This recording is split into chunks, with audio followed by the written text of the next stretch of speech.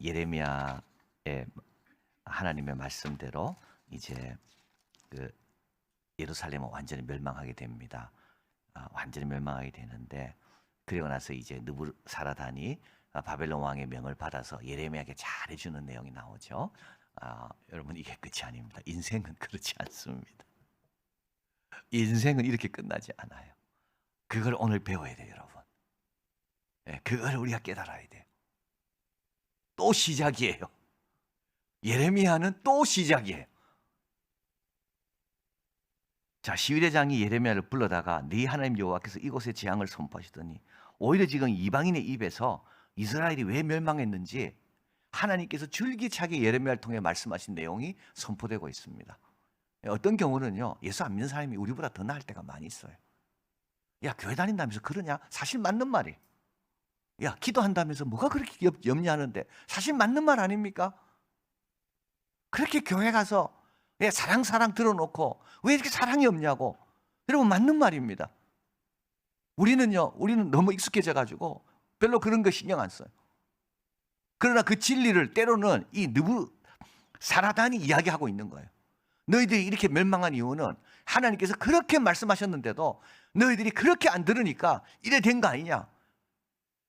이방인의 입을 통해서 하나님이 하시고자 하는, 또 그동안 줄기차게 말씀하셨던 내용이 이방인의 입을 통해서 나오는 거죠. 여러분, 그리고 한번 보십시오. 하나님께 잘하면요, 하나님의 종에게도 잘합니다. 하나님께 잘못하니까 예레미야를 막 옥에 갇히고 때리고 죽일라 했잖아요. 그러니까 느부사라단은 하나님께 잘하니까, 하나님의 뜻을 아니까 예레미야에게도 잘한다고요. 이 가치가입니다. 절대 구분되지 않습니다. 내가 여호와를 경외하면 하나님이 경외하는 자를 소중히 여긴다고요.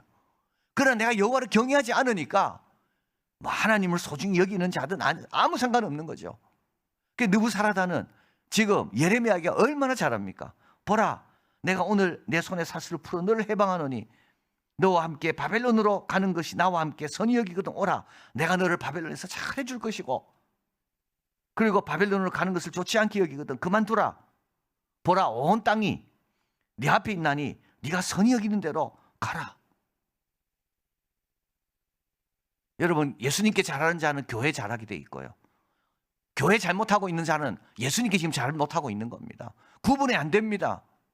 우리는 자꾸 구분 지어서 자기 정당화를 시키려 하잖아요. 느부사라단을 한번 보십시오.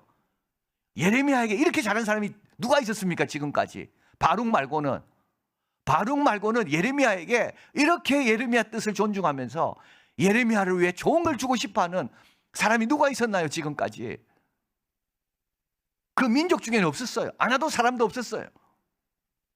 그런데 느부사라단이 이래 잘해주는 겁니다. 예수님 말씀 그대로입니다. 선지자가 고향에서 환영받지 못하는 거예요. 자, 그래서 예레미야는 5절 6절 시위대장이 그에게 양식과 선물을 주어 보냅니다. 예레미야는 바벨론으로 가지 않습니다. 미스바로 갑니다. 약 북쪽으로 예루살렘에서 14km 떨어진 그곳입니다. 이제 예루살렘은 다 회파됐기 때문에 더 이상 예루살렘은 도시의 기능을 할 수가 없습니다.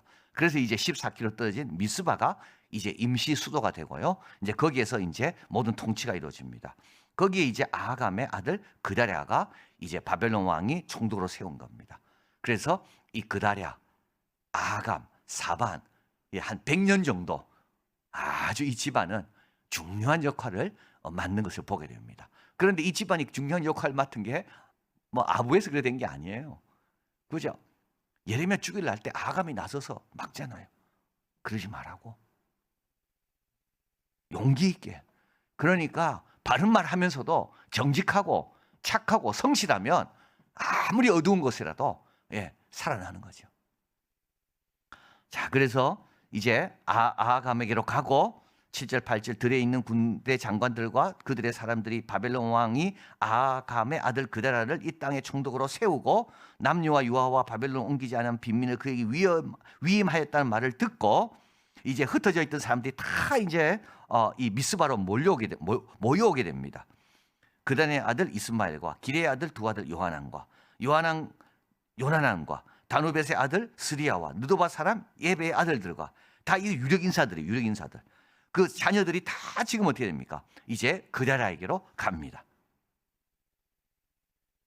사반의 손자 아하감의 아들 그다라가 그들과 그 사람들에게 맹세하여 가로되 너희는 갈대아 사람을 섬기기를 두려워하지 말고 이 땅에 거하며 바벨론 왕을 섬기라. 그리하면 너희에게 유익하리라. 나는 미스바에 거하여 우리에게 오는 갈대아인을 섬기리니 너희는 포도주와 여름 실과와 기름을 모아 그릇에 저축하고 너희 얻은 성읍들에 거하라. 그러니까 이제 새로운 이제 역사가 시작되는 겁니다. 그래서 이제 우리는 이곳에서 미스바에서 하나님의 새로운 공동체를 만들자. 그러니까 바벨론 왕에 대해서 통치를 잘 따르고, 그리고 어떻게 돼요? 농사도 열심히 짓고 열심히 성실히 살면 우리 하나님께서 때가 되면 우리를 회복하실 것이다. 이제 그다라가 그렇게 선포하는 겁니다.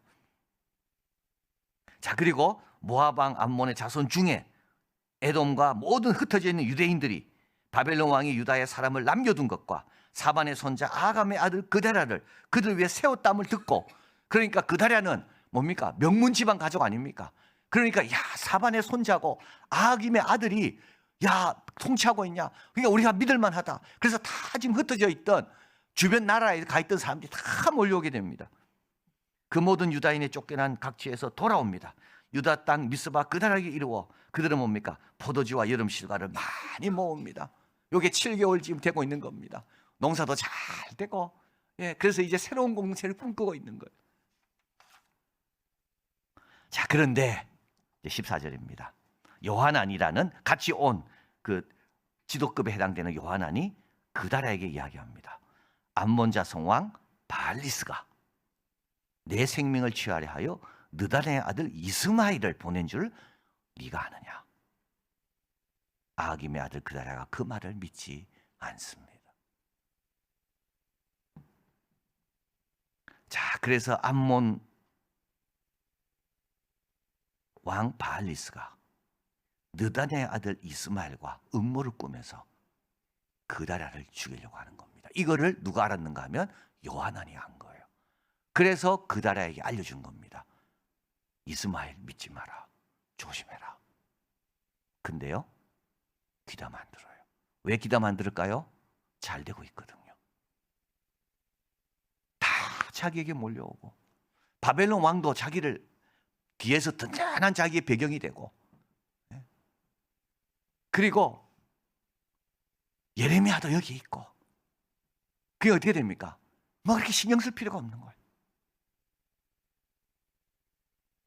41장으로 넘어갑니다. 2절 3절. 너의 아들 이스마엘과 그와 함께한 10사람이 일어나 바벨론 왕의 그 땅 총독으로 세운 바 사반의 손자 아하김의 아들 그다라를 칼로 쳐 죽입니다. 이스마엘이 또 미스바에서 그다라와 함께한 모든 유다인과 거기 있는 갈대한 구사를 다 죽여버립니다. 그때 사람 80명이 수염을 깎고 옷을 찢고 몸을 상하고 손에 소재물과 유황을 들고 세겜과 실로 사마리아에서 내려와서 여호와의 집 예루살렘으로 지금 멸망한지를 모르고 거기 가서 제사를 지내려고 지금 내려오고 있습니다. 근데 이 이스마엘이, 반역을 꾸민 이스마엘이 그들을 영접하러 나갑니다. 그리고 같이 웁니다. 우는 척 하는 거죠. 가룟 유다와 똑같아요. 그 입에 입 맞추는 것처럼 우는 척 합니다. 그러고 나서 이 중에 70명을 죽여서 구덩이에 쳐넣어버립니다. 미스바에 남아있는 왕의 딸들과 모든 백성 곧 지휘대장 느부사라단이 아하감의 아들 그다라에게 위임하였던 바 미스바에 남아있는 모든 백성을 사로잡고 느단의 아들 이스마엘이 그들을 사로잡고 자기 뒤에서 자기를 봐준 암몬 왕에게로 가려고 합니다. 이때 기레아의 아들 요하난, 이걸 이제 알려준 사람이죠. 우리 그다라에게 이스마엘 조심해라고 알려준 기레아의 아들 요하난, 함께하는 모든 군대 장관과 느다의 아들 이스마엘, 아하김의 아들 그다라를 죽이고, 그래서 이제 이들이 또 일어나서 아하김을 죽이고 미스바에서 잡아간 모든 사람들 쫓아가서 그들을 사로잡아 오고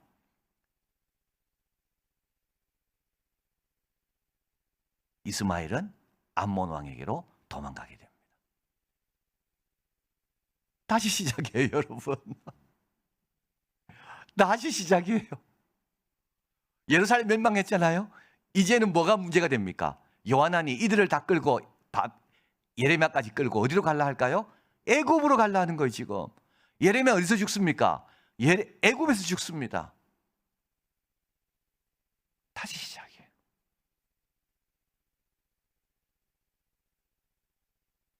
참 너무 한심하죠. 왜 한심할까요? 여러분, 깨어있지 못하면 그래 되는 겁니다.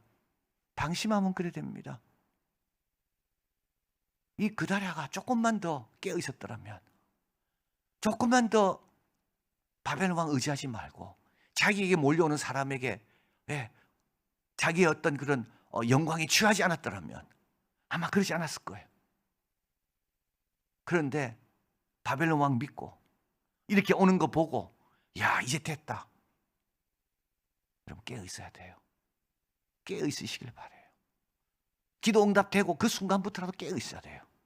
역사는 다시 시작된다니까요. 어떤 역사가요? 고통의 역사가 다시 시작된다고요. 그래서 이 요하나니 예레미야에게 묻습니다. 하나님께 물어봐 달라.